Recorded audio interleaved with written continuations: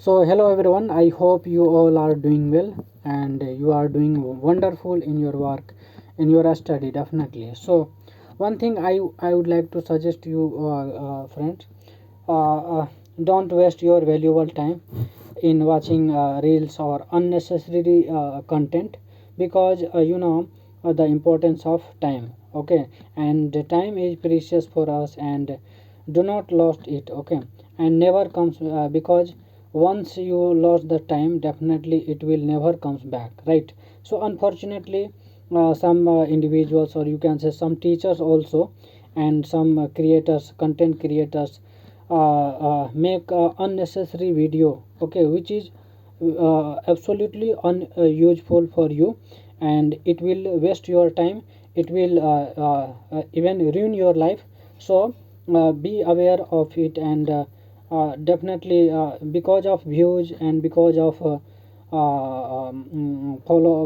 followership, they are doing some unnecessarily work, and definitely some people crossing all limits and compromising both ethics and what is the our life's purpose. So everything they are crossing all the limits because of views. Okay, so be aware of it, and make your life effective, make your time very fruitful, so that you can make your life easy and prosperous, and you can say wonderful life. So if you want wonderful life, definitely you have to utilize your best utilize of your time. So it is most important thing to be aware, or I think you should not focus on unnecessarily thing. So from today onwards definitely I will focus on Indian history. Okay, and it is important also, and the according to a score, or you can say according to a scope of marks, I will focus emphasis more and more. Okay, so those topics which are important, definitely I will emphasis more, and those topics which are less important, i will uh, I will emphasis less, right? So accordingly I will focus on that, right? So let us start the Indian history, and firstly I would like to discuss the ancient India, and accordingly. Okay, so and then after that I will cover medieval in history, and then modern history, right? So I will cover all those important topics which are most important, from where maximum questions are asked. So I already told you I will focus on 80-20 ratio, or we can say 20 in 20% input, we should get 80% output. So we are going to covering all those major area from where questions is asked, right? So first thing, ancient India, you know, uh, ancient Indian history. What is the Indian history's sources? So first thing is literary sources, and in literary sources, Vedic, Sanskrit, Pali and Prakrit. Pali and Prakrit. One second. So literary sources, first thing is literary sources, right? So in literary sources, you know Vedic Sanskrit, right? Pali, Prakrit, right? Prakrit and other literature and foreign accounts are the sources, right? Now next thing is archaeological sources. Archaeological, first thing literary sources, second thing is archaeological sources. So in this we there are many things like epigraphic, numismatic and architectural remains, archaeological explorations and excavations. All these are the archaeological resources, or you can say sources. So a study of development of a script is called paleography, right? And a study of inscription is called epigraphy, and a study of coins is called numismatics, right? So a study of monuments, material remains, that is archaeology. So every word is clear to you, right? Every word is clear to you. Is it clear? Okay. So you must know such words like paleography. Paleography means the study of development of a script. The next thing is epigraphy. So what is epigraphy? Epigraphy is a study of inscriptions. Okay, now numismatic, that is a study of coins. Numismatic is a study of coins, and the study of monuments, material remains. All these are that is archaeology. Archaeology is a study of monuments, material remains, and all. Okay, so these are the archaeology, right? So next thing is source of literature. First source of literature. So what is the source of literature? So first thing, Wint Winternitz. Winternitz writes in his work History of Sanskrit Literature that it has never been the Indian way, okay, and to make a clearly defined distinction between myth, legend, and history. So, historiography, whoever the I would like to say historiography in India was never more than a branch of epic poetry. Epic poetry. So this is the thing which you have to keep in your mind. Next thing is Puranic literature. Puranic literature. So in Puranic literature, the Puranic literature is very vast, right? So Puranic literature are very vast, and in this 18 main Purans and 18 subsidiary Purans, okay, and large number of other books are also there, right? So in all the Purans, royal genealogy are dealt with the reign of Prakrit, right? And the grandson of Arjun as a benchmark, okay. And this may be the because of the fact that the coronation of Prakrit is considered to be the beginning of Kali age, right? Beginning of the Kali age. Is it clear? Is it clear? So this is the thing you have to keep in your mind. Now next thing, Ramayana Valmiki. Ramayana, okay, Valmiki. So the composition of Ramayana started in 5 BC. So it passed through 5 stages. The fifth stage being 12 AD, and 6,000 verses and 12,000 verses, and finally 24,000 verses. So these are the verses, okay. So as a whole, this text seems to be seems to have been composed later than Mahabharata. Is it clear? Now Mahabharata, that is Ved Vyas, written by Ved Vyas, okay, and it reflects the state of affairs between 70 BC to 4 AD. And originally there was 800 verses and collections dealing with victory, victory, right? So later it raised to 24,000 verses and came to be known as the Bharat after Bharat tribe, right? Bharat after Bharat tribe, BT, right? So is it clear? Is it clear? Now final compilation, that is 1 lakh verses and came to be known as the Mahabharata, or you can say Sata Sahasiri Reg Samhita. Now didactic portions from post Maurya Gupta time, okay, and this time was the important period, okay.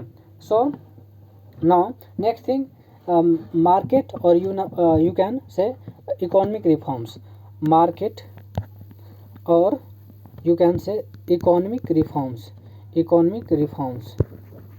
okay, economic reforms. So like Aladdin control the market by means many regulations, right, and they fixed the cost of all commodity, and he set up 3 markets in Delhi also, and he also all goods for sale were brought to the open market.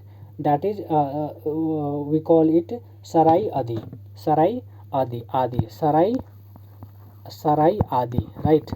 So this word is important, right? Sarai adi means all goods for sale were brought to the open market. Okay, and that was that we call it sarai adi. So he, that is Alauddin, established the market control department under a ministry called Diwan e Riyasat, right? So Diwan e Riyasat, Diwan e Riyasat. So this, I think this is clear to you. Riyasat. So this is the open market, you can say, or you can say the market control department under a ministry, and that is called Diwan e Riyasat, right? Now Vedic literature. So what do you mean by Vedic literature? So there are, you know, four Vedas, right? Four Vedas, and we cannot find match trace of, we can say, political history in the Vedas, but we can have reliable glimpse of the culture and civilization of the Vedic period, right? And you know, Vedic literature are entirely in the different language. Vedic literature are entirely in a different language, which can be called the Vedic language, and you know, its vocabulary contains a wide range of meaning and at the time of different in grammatical usage. So it has different definite mode of pronunciation in which emphasize changes and the meaning are entirely different, or you can say, okay, so the meaning is change, okay. So later Vedic literature. So under this we will focus on some particular thing, like Brahmanas. Okay, so Brahmanas means elaborate on Vedic rituals. Brahmanas means elaborate of Vedic rituals, right? Vedic rituals. So next is Aryankas. So it gives the discourse on different spiritual and you can say philosophical problems, right? And next thing is Upanishads. So Upanishads, we culmination of the Vedas, that is Upanishads. Now Sulva Sutra. So in Sulva Sutra, you know, there is prescription of measurements for sacrificial altars, okay, or you can say mark the beginning of the study of geometry and maths. So under this, the study of geometry and maths is under Sulva Sutra. So next thing is, so Srota Sutra. So Srota Sutra, under this account of royal and coronation ceremonies are there, okay. And next thing is Griha Sutra. So in Griha Sutra there is domestic rituals with birth, naming, marriage and funeral, etc. So I think all the things are important for exam perspective, right? So next I would like to emphasis on Jain and Buddhist literature. Jain and Buddhist literature. Jain and Buddhist literature. So Jain literature was written in Prakrit language. Jain is written in Prakrit language, and you know, the Buddhist literature was written in Pali. Buddhist literature was written in Pali, right? And this is in Prakrit. So this is clear to you.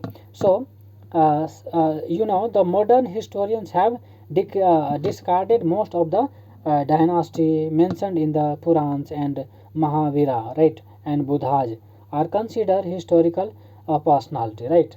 So only those portions of the Puranic dynasty list have been accepted that are you know, the supplemented and supported by the Buddhist and Jain literature, right?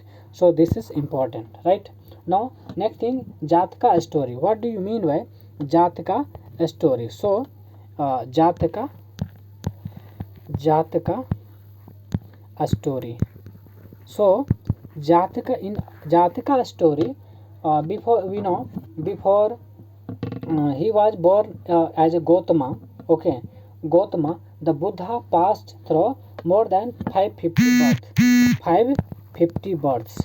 Buddha, right? 550 births, and in many cases in animal form, right? So under in 550 births, many are in animal format, right? Or you can say animal form.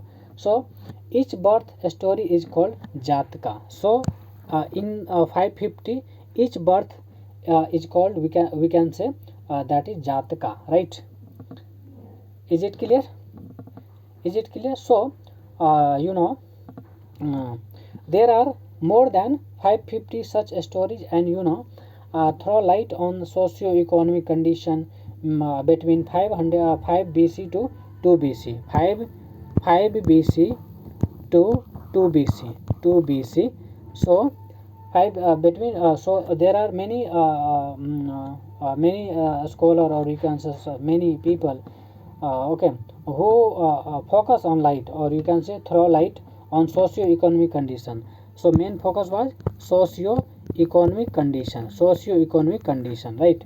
So next thing is Dhamma Sutra and the Smriti. So what do you mean by Dhamma Sutra and Smriti? Dhamma Sutra, Dhamma Sutra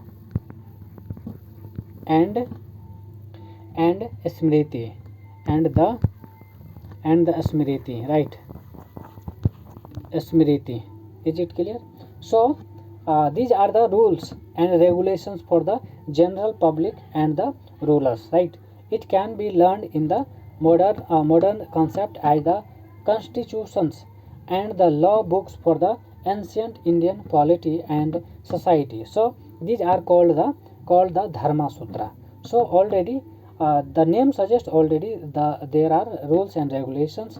Okay, so these rules and regulations are called Dharma Sutra. Okay, Dharma Sutra. So in this book, the ancient Indian polity and society. Okay, so there was the constitution, you can say. So what do you mean by constitution? Constitution is nothing but the set of rules and regulations. Set of rules and regulations. In similar way, in ancient time, the set of rules and regulation was called Dharma Sutra. Dharma Sutra. So this was the important, right? So these were compiled between 600 to 200 BC. 600 to 200 BC. Is it clear? 600 to 200 BC. So Manusmriti and Arthashastra are prominent among them. Okay, among them. So Kautilya was Arthashastra. That was a book on statecrafts was written in the Maurya period, right? And the text was divided into 15 chapters, known as the books, and different books deal with different subjects matters concerning polity, economic and society.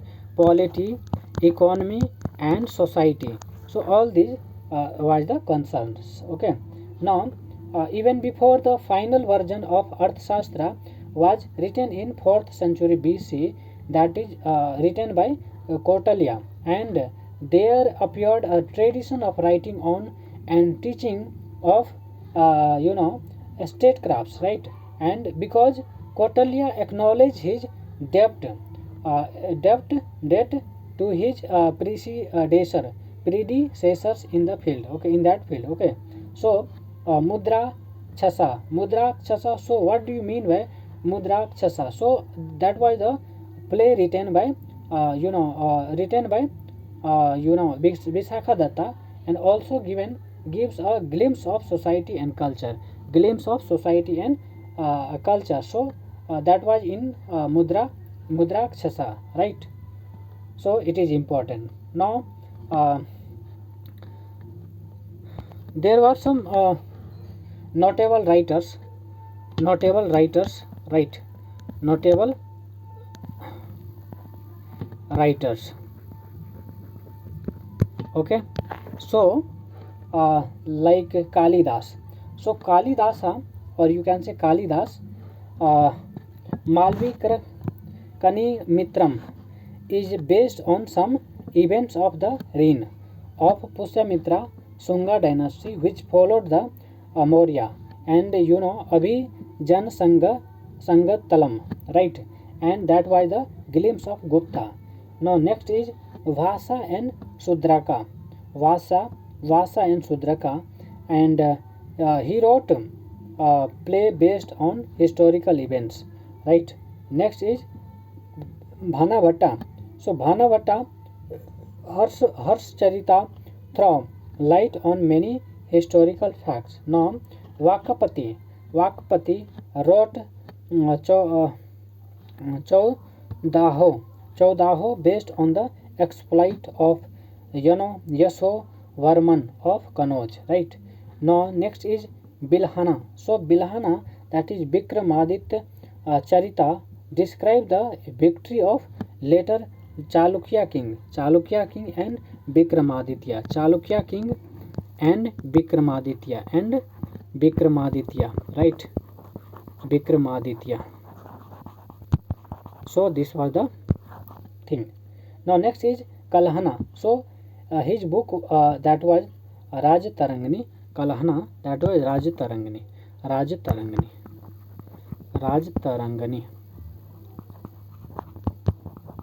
Right? Raj Tarangani. Is it clear? So now I would like to emphasis on some biographical writings, that is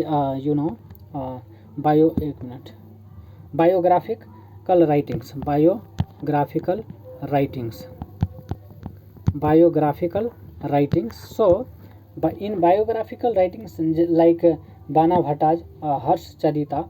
So in 7th AD,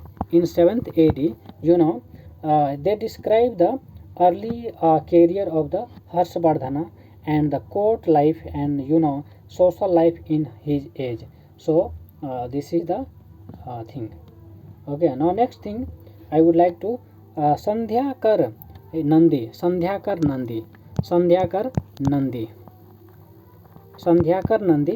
Okay, so Sandhyakar Nandi, that was the Ramcharit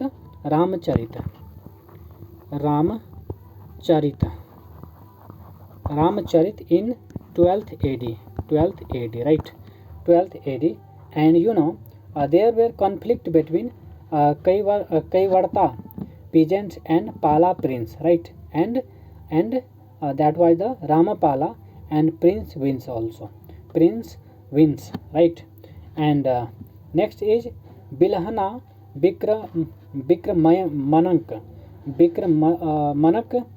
Manak Deva Charita. So on the life of King Vikramaditya the sixth. Vikramaditya was the sixth. Okay, so let us discuss some important things. Okay, 1 second. Okay, so Kumarapala Charita of Jaya Simha, and Kumar Patta Charita, or you can say Doya Saraya Mahakoya, okay, of Hemachandra. Now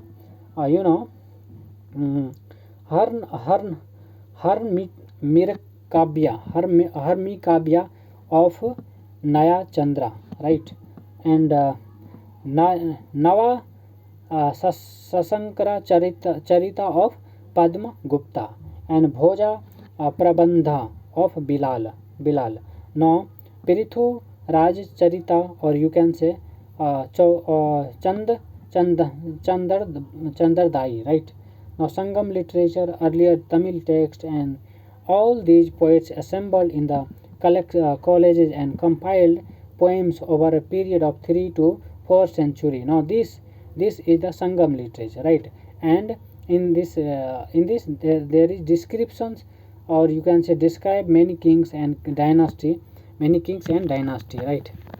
Dynasty, okay, of South India, and this literature generally describe the events up to the 4th century AD. Now total 30,000 lines of poetry,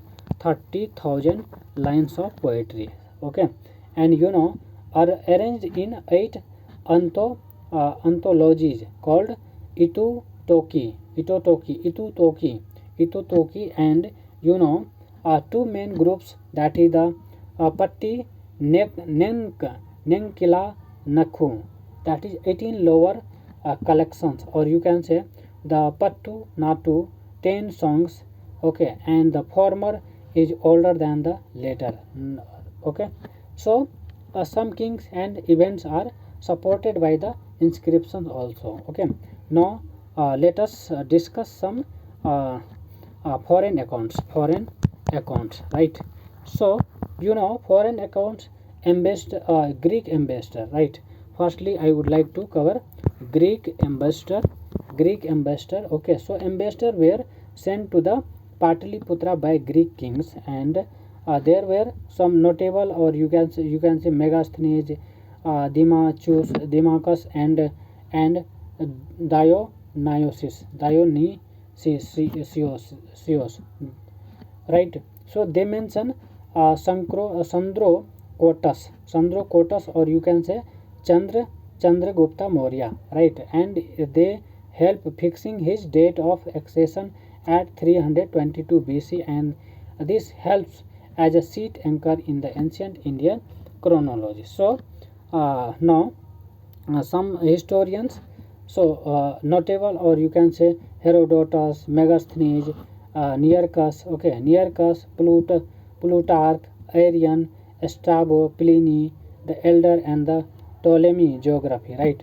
So they were concerned mostly with the northwestern part of India, and primarily the areas which were either part of the Persian and Greek satrapies, or you can say Alexander's campaign, right?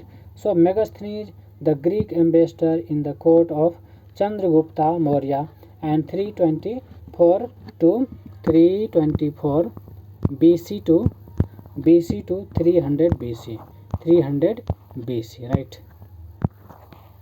300 BC. So Megasthenes wrote extensively in a book called Indica, which is no longer available to us, and we know about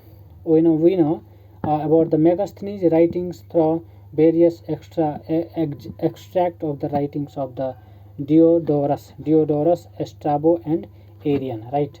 So these fragments of Indica provide valuable information on Maurya administration and social classes and economic activity, right? So the existence of list of 153 kings whose reigns had covered a period of about 6053 years up till then, right? So this is important. Now Greek writers and their uh, you know their inscriptions. So Darius India figures in his foreign inscriptions, so uh, Caesius, that is the got information of India from through the Persian sources, and Herodotus in his history gives us much information about Indo-Persian relation, right? Now Aryan, so Aryan gives detailed accounts of the invasions of India, and by Alexander on the basis of information from those who accompanied the campaign. Is it clear? So next one is anonymous.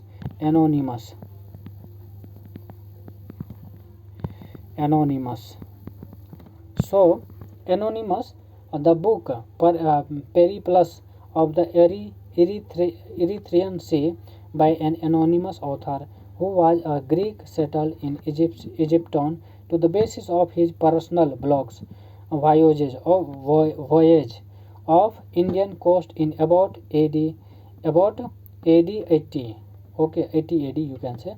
So he gives valuable information about the Indian coast. Now Ptolemy, P T L O E M E Y, Ptolemy. So he wrote geographical treaty on India in the 2nd century AD, right? So these are the things which are important, right? So some Chinese travelers, okay, visit India from time to time as the Buddhist pilgrims, and therefore, and their accounts are sometimes somewhat tilted towards Buddhism. So three important pilgrims were, so first thing is Fayan. So he visit India in 5th century. Fayan in 5th century AD. Okay, and say AD, 5th century AD, and he described social, religious, and economic conditions of Indian in the time of Gupta. Now, Wang Sang, he visited 7th century in India, and in the age of Harshvardhana and some other contemporary kings of northern India. Now, one Ayat Singh, 7th century, they visited India. Okay, so these are the Chinese writers, and it is important for us. Now, Arab historians, that is Al-Biruni.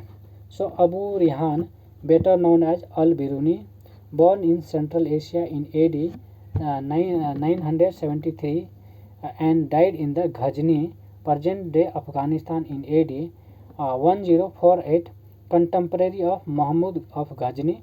And when Mahmud conquered part of the Central Asia, he took Al-Biruni with him. Now, though Al-Biruni deplored his loss of freedom, he appreciated the favorable circumstances for his work. So, unlike Megasthenes, Al-Biruni studied Sanskrit language also and tried to gain a precise knowledge of Indian sources. Right.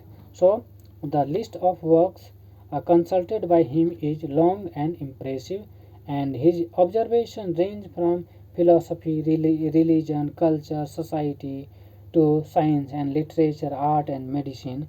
So these were the Al-Biruni works can be termed as the fairly objectives, and wherever he has faltered is not because of the what any other reasons, but his lack of proper understanding does not give any political information of his time, right?